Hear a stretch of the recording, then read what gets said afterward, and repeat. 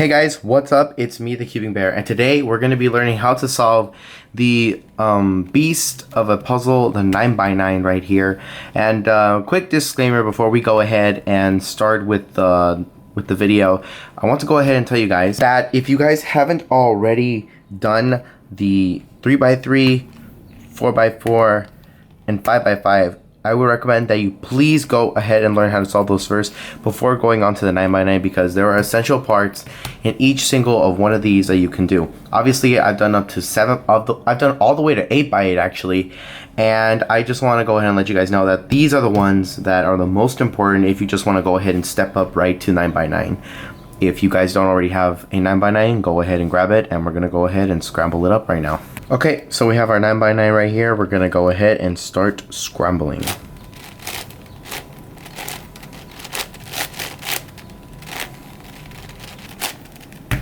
Okay, so now that we have scrambled entirely this entire big puzzle right here, the next step that we're going to do is we are going to solve for our white and our yellow centers. Now, since this is an odd layer puzzle, you can see that on a 3x3 we have the centerpiece that always defines what color. So if I were to like scramble this up, then this is always going to be the orange side, this is always going to be the yellow, this is always going to be the green and white, and so on. So the center color, the center sticker, never moves no matter how many times you move the puzzle, and it applies to every odd layer puzzle. Now when I say odd layer puzzle, I would say like a 3x3. A 4x4 is not an odd layer puzzle because it's a 4x4 and a 4 is an even number, but a 5x5 is an odd layer puzzle and it has the same concept. The middle sticker right here stays in the middle no matter what I do to it, so this side will always be green. And that's great because then that means we don't have to really go through parity that often on the 9x9, which is going to be a big time saver, especially since we're only going to be dealing with one type of parity. And just keep in mind that the center color, this center color right here, is going to define the pivotal point in the puzzle, and since this is blue, the entire side is essentially going to be blue. Knowing that, we can go ahead and get started and start solving the puzzle. So let's go ahead and go to our white side and start on the white side. So looking at the white side, we can see that this is the center color, so this is the white side. And the first thing that we're going to do is we're going to be starting by building this center color right here. Building a 1x1, 2, 3, 4, 5, 6, 7 bar. So to find that, we look around the puzzle and you just want to keep experimenting different pieces. So this one might be it, so I push it down. As you can see, those two pieces were together, and I would just keep testing out different colors, moving them down, and you can see that I've added another piece right here. So we just need to find 1, 2, 3 more pieces. And so you could see that this metal piece has 3 before it and 3 after it. So if I find another piece like this one, 3 before and 3 after, I would know that it will connect to this piece right here. And you just want to keep doing this process. It's just a matter of testing things out. If things don't work out, then you just keep going to the next phase and the next phase and the next phase until one of the pieces actually turns out to be the one that you're looking for. Okay, so once we make it to figuring out this piece right here, you want to put it vertical so that we can start working on the 2 pieces next to it. That's going to be this row and this row right here, the 2 rows next to it. And then we just keep moving on to the row of this one, and then we would just move on to the final row, which is these 2 edges right here at the bottom. So let's see. So if you guys don't want to mess up your work on this side, you can go the layer on top of it. So you would be facing this side, you can just go on this side, and you can use this space to build different pieces. And you can see that we have a row right here that wants to be set, but we don't really have the pieces for it because they're all scattered all over the place. So it really is just a matter of testing things out and see what works and what doesn't work. And yeah, that's one of the things that makes solving big puzzles so, I wouldn't say difficult, but I would say very stressing, is that scatter, and they make the process a little bit more confusing than it already has to be. So some pieces may look like they're the right piece, but you wouldn't know until you were actually testing it out, and that's just kind of what the gist is all about. So let's go ahead and solve these 2 rows and then these rows, and then we solve the white side, and we'll get back to you when the white side is solved. And say one thing before continuing is that if you have a piece right here and you think it might be the right piece, you would go ahead and you would have your work down here And since it's there, what you would do is you would put that piece down. And since we messed up some here, we would do a U2 and then put that piece back up, and that's going to fix some misalignments that we may have. And you can continue on with the process by solving for that. All right, whew. That was pretty difficult to go ahead and get this thing to go ahead and work, but now we finally have the white side solved, and now we're going to be going on to the opposite side, which is the yellow side. Now to go ahead and put in a bar, to go ahead and put in a piece, you would want to say this is the piece, you would go ahead and put it in, then you'll do a U2, and then you'll put it back down. And as you can see, that doesn't it doesn't mess up none of the work that we had. So that's kind of the thing that you want to do. So now that we have the yellow side solved and the white side solved also, we're gonna do the final step of the centers, which is completing these last 4 centers. We do not actually need a 3x3 for this, because the 3x3 already tells us what the colors are, because we have yellow, opposite white, and then we have blue, red, green, orange. And as you can see on the 9x9, we have red, green, orange, blue, blue, red, green, orange. So we can see that we don't really need another 3x3 for this, but just to make sure you guys understand that the center color defines what the center will be. So you want to have your white on the left and your yellow on the right, and you're going to keep turning U's and slices only. Do not ever do any work on the white side or the yellow side, as that will mess up your progress, and we do not want that, because we're trying to solve this and we do not want anything bad to happen to the puzzle as we are solving it. So we're going to start off with red, and that's by building the little piece right here and continuing on from there, continuing to build more off of the puzzle. So let's get started. All right, so now that we have the red side, the yellow side, and the white side solved, we have 3 out of the 6 centers solved. That's 50% done with the centers only. In total, we have about 70% completed. Now, I know that seems a little bit disconcerting, but it gets easier and easier the more process, the more work that you do onto the puzzle. So now what we're going to do is now we're going to red, and now this is going to be the green side, and then we'll go on to the final 2 layers, which is what we're going to be doing for contouring. And through that, we are going to use a method called contouring, and I've gone through that before in other tutorials. So this is just going to be a little bit more in-depth, since this is a bigger puzzle and it requires a little bit more detail into understanding what is contouring. So let's go ahead and say that you are at a level where you want to put in a green or an edge piece onto this side right here, but you don't want to mess up any other work that you have on any of the sides. So as I said before, with the yellow side, what you would do is you would put this edge piece right here in an empty space. So you can see this is an empty space, so you could put it in there, and as you can see, this red is over here and you want to put it there. So very simple. What we're going to do is we're going to do a U2, and that creates an empty space right here so that we can push this up, and in the process it solves that, and we can keep our edge right there, and we just continue building and building using that method until we make it to the last 2 centers. To go ahead and give you guys some insight on what solving the last 2 centers is like, basically we have this entire section that wants to be solved, but we have very limited space. We only have 2 centers to solve it in now, because the rest of them have already been solved. And at this point, the best thing to do is to use contouring. Now, the first step that I like to do contouring first is to first build a little 3x3 section right here, and then going on to building a 5x5 section and just leaving this outer ring. If you already learned how to solve a 5x5, then you would already know how to solve a contour using different things. So a contour using the different appropriate things will change a piece on the different places, and that's what it's going to do. It's going to essentially switch these 2 pieces without moving anything else on the thing.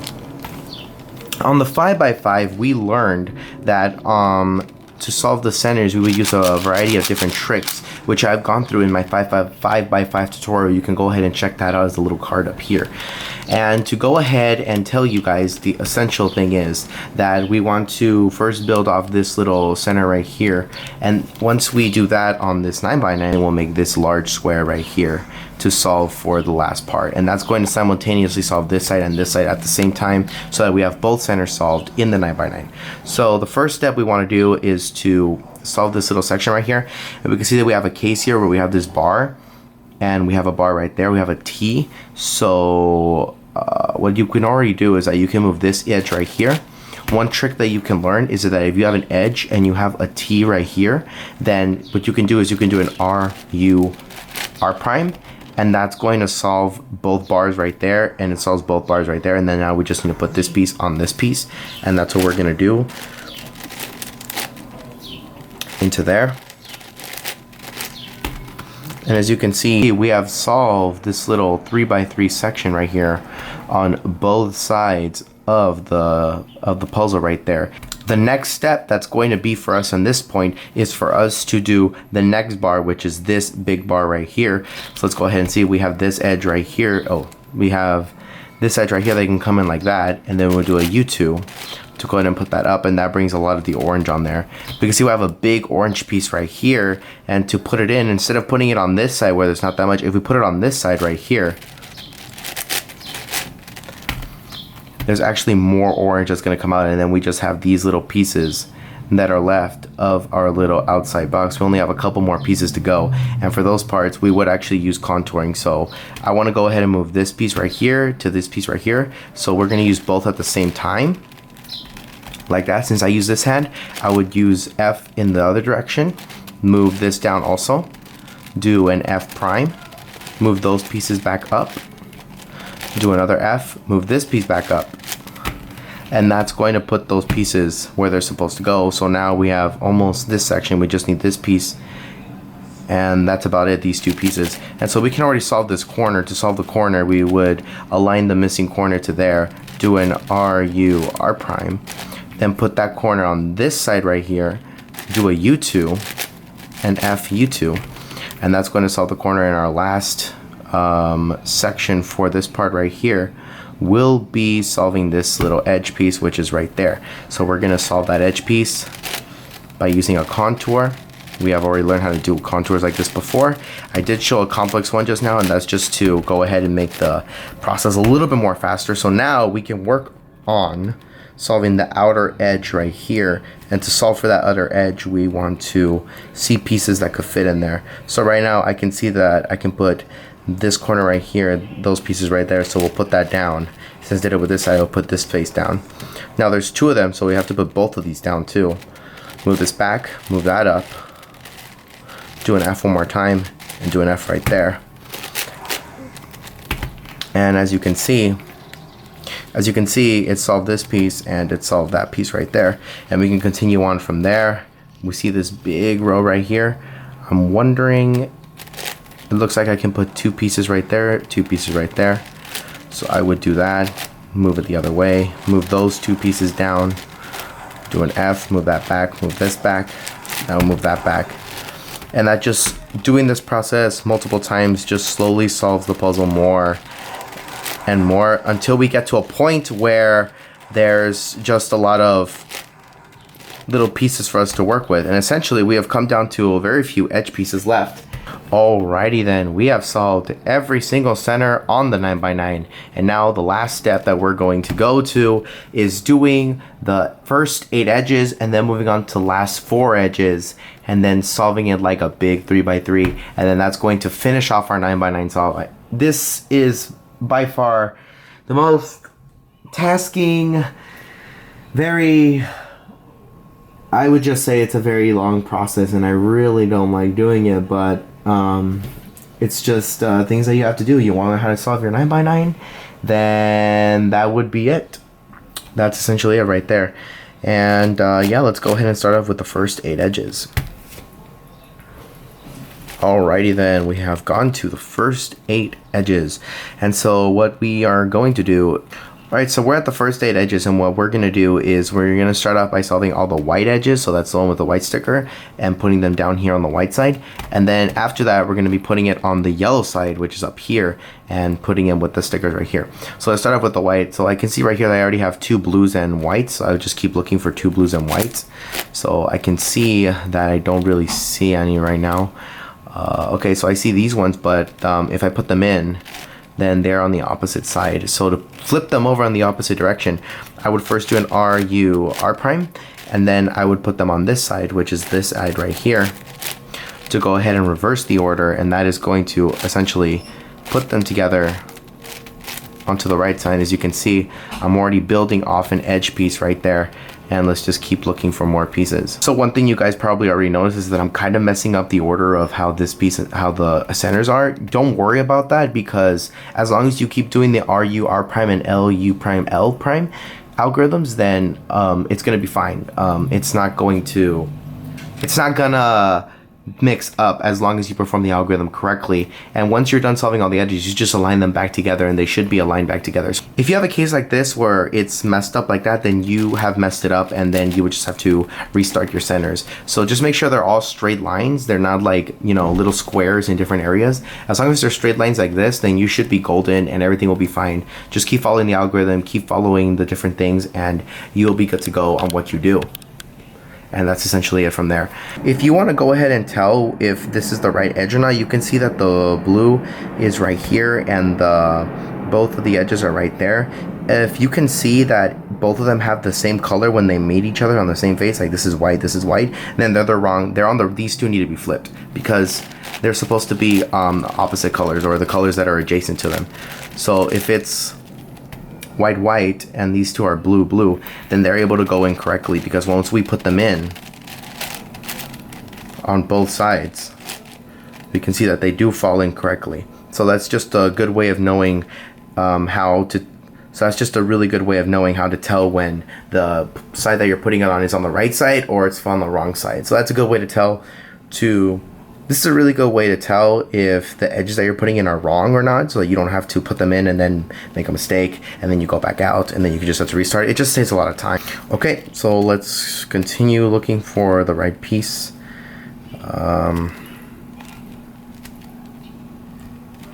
Never realized there was so much blue here.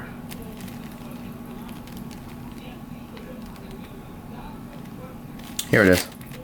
Alright, so we have this piece right here. So we can see that blue and blue match, which means we can do the RU R prime algorithm. And this is white, this is blue, so it is going to fit correctly. And we have solved the white edge. And so to go ahead and put them in the right place, you would just see the white layers up here. You would do an L prime U prime just to put them on there, and continue on solving the rest of them, and then we'll get back to you when we reach the last 4 edges. Alright, and we have finished the centers on top for yellow and the centers on bottom for white, and now what we have left are the last 4 edges, guys. This is it. This is right here. So this is going to be broken down into several parts. Since we already have a middle edge that defines what the edge is already going to be, we're going to work on essentially what we're working on in this point is this is the edge that defines everything. And once we have that edge, we work on these 2 right here. Once we get these 2, we'll work on these 2, and after that we'll work on these 2, and that's going to solve the entire edge. So the first thing for all the edges is to solve this middle part right there, and that's going to solve essentially this part and that part together. So yeah, let's go ahead and get started. We have first of all this edge. We can see that these 2 are the same color, which means they won't go, which means we have to reverse it.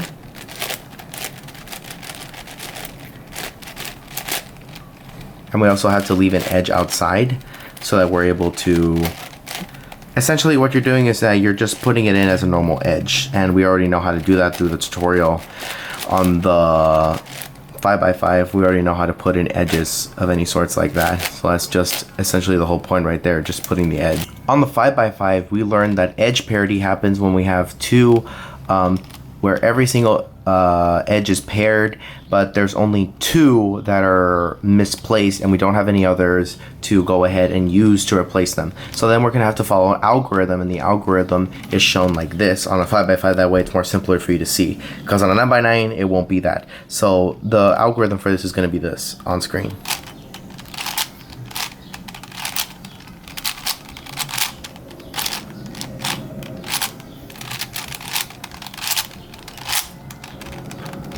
And that is going to solve edge parity. Now, that exact same algorithm will be used in this situation, but instead of only getting the most outer layer, you're going to grab it to the part right here. The first 4, 1, 2, 3, 4. The first 4 layers you're going to use it. So it's the same algorithm, but instead you're going to be using this 4 layers to go ahead and solve it. So it's going to look like this.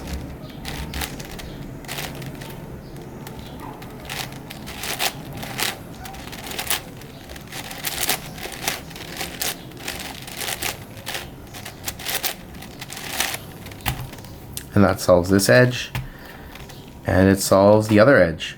And that's essentially how we do it here.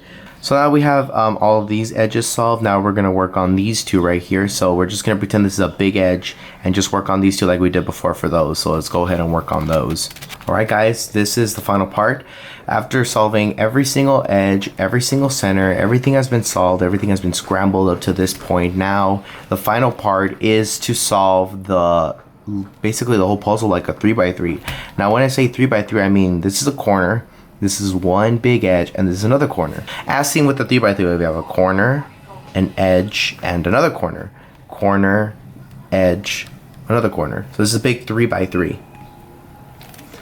And since it's a big 3x3, you've already learned how to solve a 3x3, because if you're doing this tutorial, you already know how to solve a 3x3. I'll be coming out with an intermediate tutorial coming out soon, and that is essentially how we solve it. So let's solve this like a 3x3.